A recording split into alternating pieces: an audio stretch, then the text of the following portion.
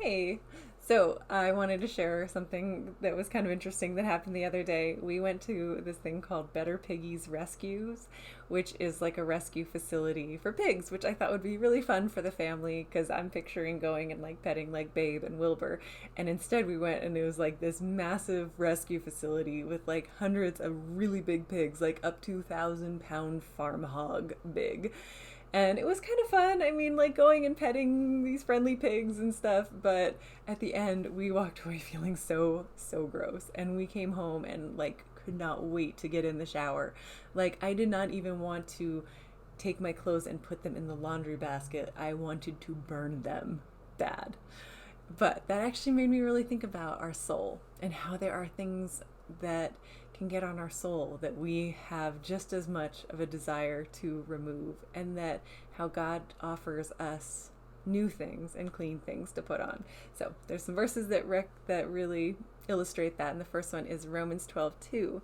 And do not be conformed to this world, but be transformed by the renewing of your mind, so you may prove what the will of God is, that which is good and acceptable and perfect. So that first word that stands out to me is that word conform. The world really wants you to conform. And the word conform means to fashion yourself like, or to form yourself to another's pattern. So anyone who has ever made clothes before knows that when you're laying out patterns on fabric, you end up cutting off a lot of that fabric. And that's what happens when you're trying to conform to somebody else's pattern, is you end up having to trim off a lot of yourself. You have to cut things back. You have to cram things in. To quote the Mad Hatter, you have to lose your muchness. So when you commit your life to following Christ, he actually gives you a brand new identity, and the enemy hates that. You have a light that you are shining to the world, and he wants to snuff that out. He wants to trim you down. He wants to make you fit into the world so much that they don't realize that you're different. So, but God doesn't want that for you. God doesn't try and cram you into a mold. The word that's used here about being transformed by the renewing of your mind, the Greek word for transform is metamorpho, which is very similar to our word for metamorphosis, which is what a butterfly experiences, what a caterpillar experiences when it turns into a butterfly. And so that's what God has for us. A caterpillar doesn't actually lose anything during the process of metamorphosis. It has, even in itself, even the parts of our life that are that nasty little caterpillar parts, there's still the seeds of greatness there, and God can take that and transform it so that we actually get to take to the skies, so that we draw people's eyes upward, that he puts us in a conspicuous place where we can shine his beauty to the world, that people who see it glorify God for what he's done and glorify him for sharing you with the world. So the other part of that verse is also, it talks about renewal, the renewal of the mind. And that word is actually renovate. And Josh and I know a little something about renovation because we have tackled three Airstream renovations, but one of them was pretty easy. It was like, a little coat of paint here, pull out a few things there, add a little bit there, boom, renovated, done. The other one was a total gut job. I mean, we had to remove everything back to the steel struts and completely rebuild it. And so the Bible talks about how our soul is kind of like the sanctuary where we meet with God. And, there are some times when we look at areas of our soul and we're like, okay, well, maybe it'd be nice to tidy that up a little bit. But then there are other parts where it's like we see the mold and the decay and the 80s shag carpet. And it's those areas where we need the hand of the master craftsman. And it's those areas that we can fling wide the doors and say, I trust you, God. I trust you to renovate this. I want to partner with you in the renovation. And so it's just awesome that he is in the business of renovations.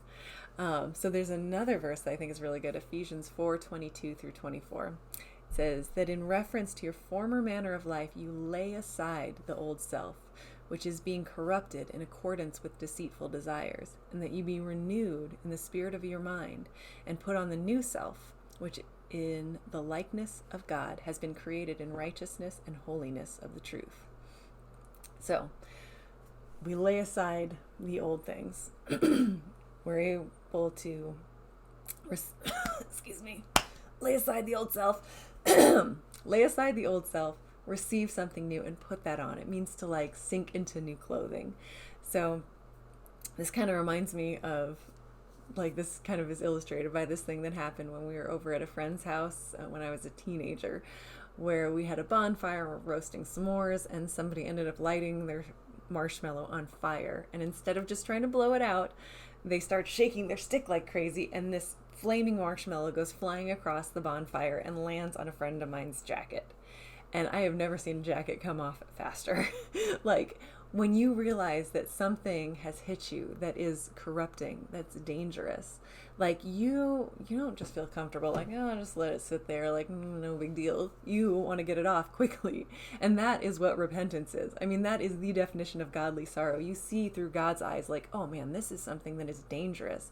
I don't want to have it on me a second longer than I need to. And there is this desire to have that thing removed. So, there's lots of things that our souls face in life. And sometimes it is that choice we made where it's like, our choice to go and visit the pigs. We made some wrong choices.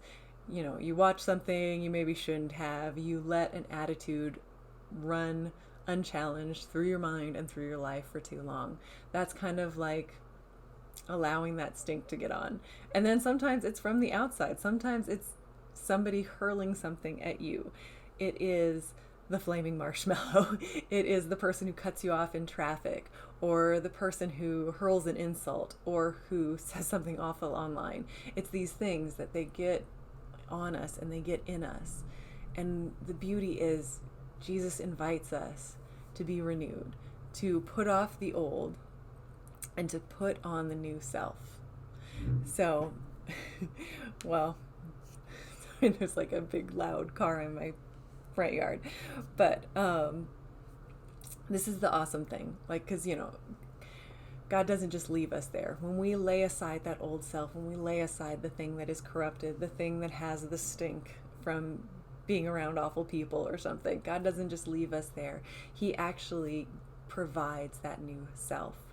Can you imagine if every day you could just come home, take off whatever has been corrupted or dirty or whatever, the things that just jump on us just being in the world. If you could just take the outfit for the day, throw it away, and open your closet, and there is a brand new outfit made perfectly for you. Jesus knows you better than you know yourself. He knows your exact measurements. He knows exactly what looks amazing on you. So he has this new thing for you every single day. And I just think it's so awesome. And, so what does this new thing look like, though? One more verse. It's Colossians 3:12-14. So as those who have been chosen of God, holy and beloved, put on a heart of compassion, kindness, humility, gentleness, and patience, bearing with one another and forgiving each other. Whoever has a complaint against anyone, just as the Lord forgave you, so also should you forgive one another. Beyond all these things, put on love, which is the perfect bond of unity. So it's like God has thrown open the closet doors of heaven, and he has these new things. He is inviting us every day to lay aside everything that's hindering us, that's slowing us down or tripping us up. And then he also then provides something new. He gives you his love. He gives you this perfect thing that he has created for you that looks so good on you. So that is just kind of what I was thinking about tonight, and I wanted to share it with you. So hope you're having a good night, and I'll talk to you later.